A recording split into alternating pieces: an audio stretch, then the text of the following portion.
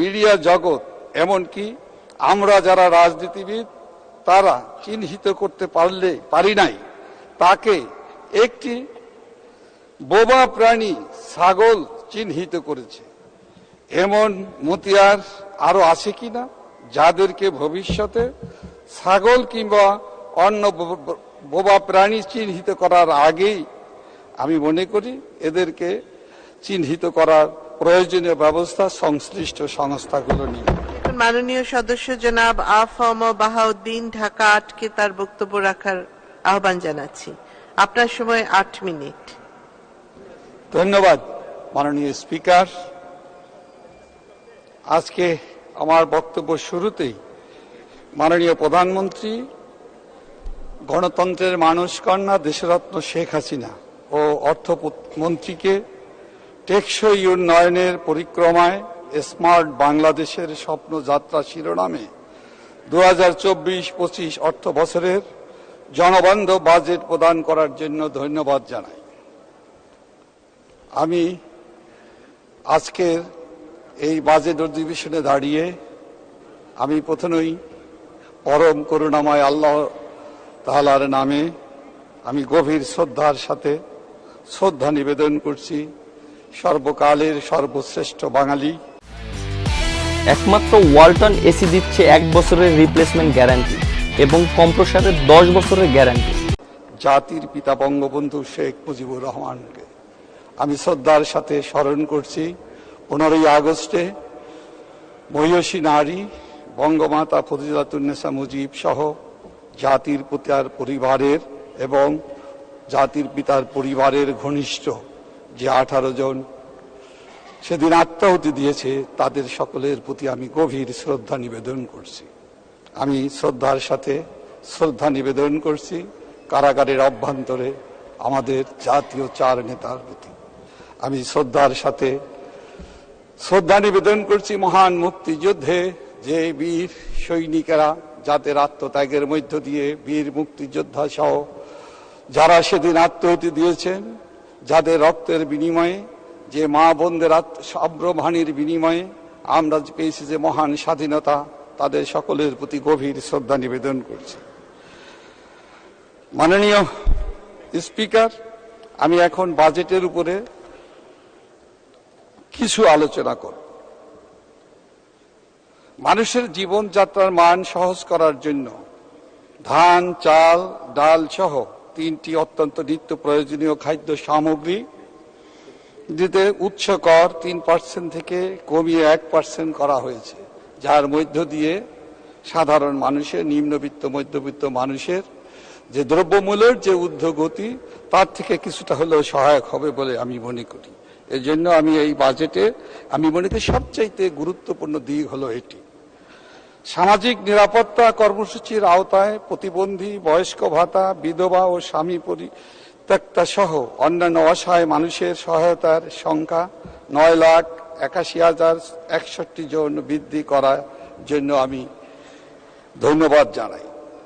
রাজস্ব আদায়ের ক্ষেত্রে যে 5,41,000 কোটি লক্ষ মাত্রা ধরা হয়েছে তা ট্যাক্সের মাত্রা না বাড়িয়ে ট্যাক্স প্রদানকারীর সংখ্যা বাড়িয়ে অর্জন করার জন্য আমি অনুরোধ করছি। সেই সাথে যারা রাজস্ব আদায়ের দায়িত্বে থাকেন, যেমন মতিয়ার থেকে দুর্নীতি দমন সংস্থা থেকে মিডিয়া জগৎ এমনকি আমরা যারা রাজনীতিবিদ তারা চিহ্নিত করতে পারি নাই তাকে একটি বোবা প্রাণী ছাগল চিহ্নিত করেছে। এমন মতিয়ার আরো আছে কিনা যাদেরকে ভবিষ্যতে ছাগল কিংবা অন্য বোবা প্রাণী চিহ্নিত করার আগেই আমি মনে করি এদেরকে চিহ্নিত করার প্রয়োজনীয় ব্যবস্থা সংশ্লিষ্ট সংস্থাগুলো নিয়ে। আর অত্যন্ত আইন প্রয়োগকারী সংস্থা যারা অগ্রণী ভূমিকা করতে হবে, সেক্ষেত্রে তারা যেন এই বোবা ছাগলের বিপক্ষে দাঁড়িয়ে কথা বলা, বিবৃতি দেওয়া, পক্ষ নিয়ে প্রকারান্তরে দুর্নীতিবাজ কোন ব্যক্তিকে যেন রক্ষা করার নামে প্রকারান্তরে তাদের সংস্থার সকলের উপরে দায়ভার না চাপায় সেই বিষয়টির প্রতি আমি মনে করি সকলেরই সজাগ থাকার প্রয়োজন। কৃষককে বাঁচিয়ে রাখার জন্য অন্যান্য বীমার মতো কৃষি বীমা বা শস্য বীমা প্রচলন অত্যন্ত দরকার, যেটা মাননীয় প্রধানমন্ত্রী এর আগেও তিনি বলেছেন এবং তিনি করার জন্য তার প্রত্যয় ব্যক্ত করেছেন। এখন আমি মনে করি এটা বাস্তবায়ন এখন সময়ের প্রয়োজন। মেডিকেল স্বাস্থ্য সেবার মতো গবাদি পশুর চিকিৎসা ভেটেরিনারি পেশাকেও জরুরি সেবা ঘোষণা করা দরকার। মাননীয় স্পিকার, ঋণ খেলাপি টাকার পরিমাণ 1,82,000 কোটি টাকা। এটা হিসাব মতে আমার মনে হয়, অনেকেই বলেন এর চাইতে বহুগুণের ঋণ খেলাপি আছে। যাই হোক, এদের বিরুদ্ধে কঠোর ব্যবস্থা গ্রহণ করে ভবিষ্যতে ঋণ খেলাপি না হওয়ার প্রবণতা কমাতে হবে। বিল খেলাপি, ঋণ খেলাপি, অর্থ পাচারকারী, ব্যাংক লুটেরা, দ্রব্যমূল্য বৃদ্ধির সিন্ডিকেট যারা করে তাদেরকে চিহ্নিত করতে হবে, তাদের তালিকা প্রণয়ন করে তা জাতির সামনে উপস্থাপন করার প্রয়োজন বলে আমি এখন মনে করি। মাননীয় স্পিকার, আইন করে প্রয়োজনে এই অথবা টাস্ক ফোর্স গঠন করে, বিশেষ টাস্ক ফোর্স করে এদের এই দুষ্ট চক্র, সর্বগ্রাসী স্বার্থান্বেষী দুষ্ট চক্রের হাত থেকে দেশকে, দেশের জনগণকে রক্ষা করতে হবে। মাননীয় স্পিকার, দুর্নীতিবাজ ব্যক্তি, প্রতিষ্ঠান, সে সরকারি বা বেসরকারি যে কোনো দলের বা সংস্থার হোক না কেন, কঠিন পদক্ষেপের গ্রহণ করে মাননীয় প্রধানমন্ত্রীর দেশরত্ন শেখ হাসিনার দুর্নীতির বিরুদ্ধে জিরো টলারেন্স নীতিকে বাস্তবায়নে উদ্যোগ নিতে হবে। বাংলাদেশের স্বাধীনতা অর্জন, সমৃদ্ধি অর্জন, সকল কিছুই অর্জন হয়েছে আওয়ামী লীগ এবং রাজনীতিবিদদের নেতৃত্বে। কিন্তু একটি কুচক্রী স্বার্থান্বেষী মহল, যারা সুদখোর কিংবা বিদেশি প্রভুদের পাচাটা পোশাক কুকুর, তারা একটু সুযোগ পেলেই রাজনীতি ও রাজনৈতিক নেতৃত্বকে কলুষিত করে দেশ পরিচালনার সেরা সন্তান হিসেবে নিজেদেরকে প্রমাণ করতে গিয়ে বারবার দেশপ্রেমিক জনগণ কর্তৃক প্রত্যাখ্যিত হয়েছে। এই প্রসঙ্গে আরো একটি কথা বলতে চাই, কোন রাজনীতিবিদদের বিরুদ্ধে যখন কোনো দুর্নীতি বা অপকর্মের অভিযোগ আসে, তখন রাজনীতিবিদরা পদক্ষেপ নেয়, তারা পক্ষ নেয় না, বরং তাদের বিরুদ্ধে রাজনৈতিক ও আইনি বিচারে সোচ্চার হন। এটাই হলো সৎ রাজনীতির, সৎ রাজনীতিবিদদের মহত্ব। কিন্তু কখনো কখনো আমরা দেখতে পাই, যখন কোন সরকারি, বেসরকারি, আধা সরকারি অথবা সংস্থা কিংবা আইন প্রয়োগকারী সংস্থার বিশেষ কোন ব্যক্তির বিরুদ্ধে দুর্নীতির অভিযোগ আসে, তখন ওই গোষ্ঠীর বা অ্যাসোসিয়েশনের পক্ষ থেকে দুর্নীতিবাজের পক্ষে সাফাই বক্তৃতা, বিবৃতি এবং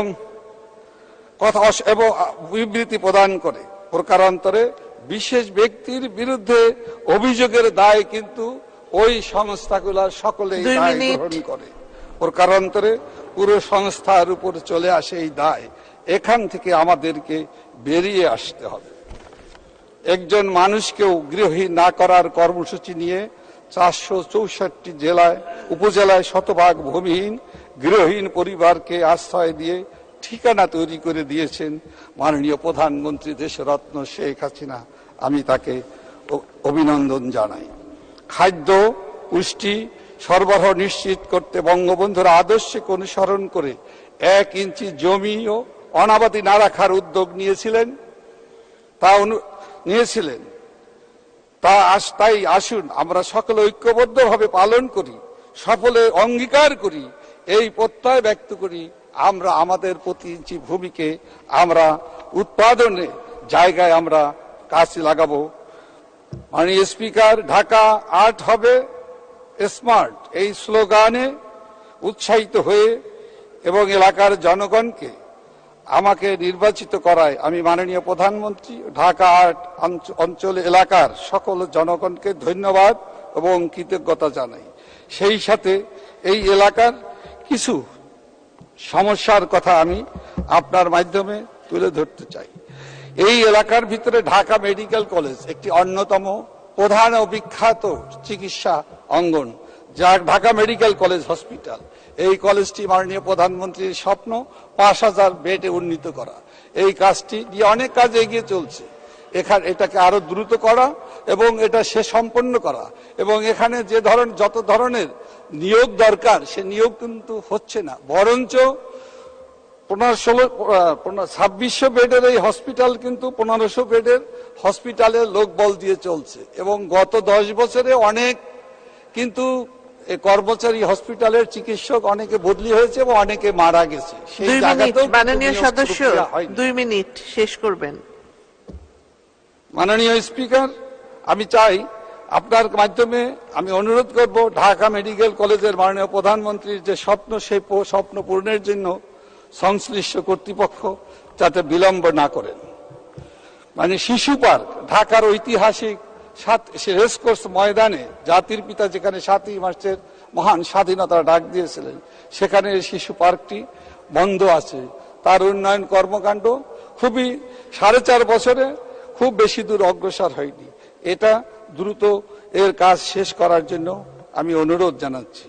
আমি অনুরোধ জানাবো, ঢাকা হাটে প্রচুর খাস জমি আছে, এই খাস জমিগুলোকে চিহ্নিত করে এখানে শিশুদেরকে খেলাধুলার, ছেলেদেরকে, শিক্ষার্থীদের লেখাপড়ার পাশাপাশি খেলাধুলা করার জন্য এগুলোকে ব্যবহার করার জন্য চিহ্নিত করে সেই জায়গাগুলোকে ব্যবহার করার উপযোগী করার। মাননীয় স্পিকার, রেলওয়ে ঢাকার একটি অন্যতম, সারা দেশের মানুষের জন্য একটি অন্যতম যোগাযোগ মাধ্যম। এই রেলওয়ের ঢাকার কমলাপুর থেকে শাহজাহানপুর হয়ে প্রচুর জায়গা রেলের লাইনের ২ পাশে আছে, এখানে মানুষের বসবাস। এই জায়গাগুলোকে উদ্ধার করা দরকার, এবং এই মানুষ যাতে এখানে যাতে মাদক যারা বিক্রি করে, মাদক সেবীরা এই রেল লাইনের ২ পাশে তারা অবস্থান নিয়েছে, এই এলাকাকে আমি মনে করি এখানে লাইটিং এর ব্যবস্থা করা দরকার, তার বেড়া দেওয়া দরকার। মানুষের জীবন মান নিয়ন্ত্রণের জন্য, মানুষদেরকে স্বাভাবিক জীবনযাত্রায় চলার জন্য এই এলাকাগুলোকে সংরক্ষিত করা খুবই প্রয়োজন। মাননীয় স্পিকার, আরেকটি জিনিস, যারা ঢাকা শহরে, বিশেষ করে ঢাকা ৮ এলাকাতে অধিকাংশ মানুষই যারা বসবাস করে তারা জীবিকার তাগিদে, এবং যারা সরকারি বেসরকারি। মাননীয় সদস্য, আপনার সময় শেষ হয়েছে, আপনাকে অতিরিক্ত সময় দেওয়া হয়েছে, আর ১ মিনিটে শেষ করুন।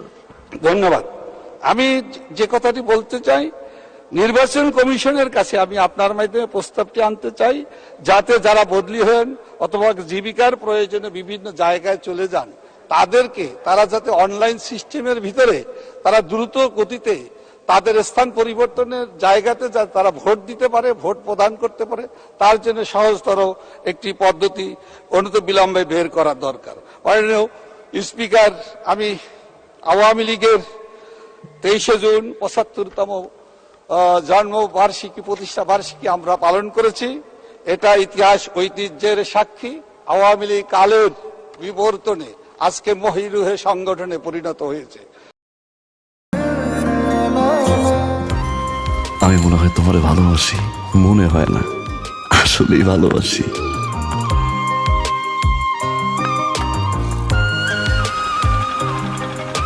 আপনি যে আমাকে ভালোবাসেন আমি টের পাই।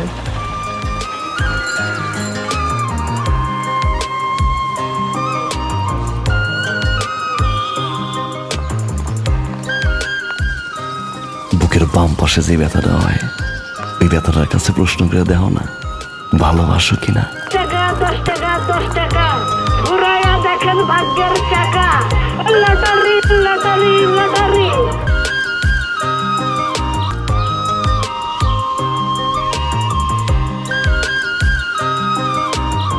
আপনি না চোখের যন্ত্রণা বুঝতে পারেন, বুঝে নেন।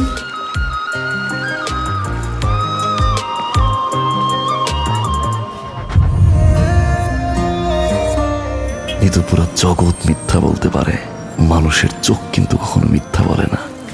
তোমার ওই চোখ বলে তুমি আমারে ভালোবাসো। আপনি কি আমায় দেখছেন?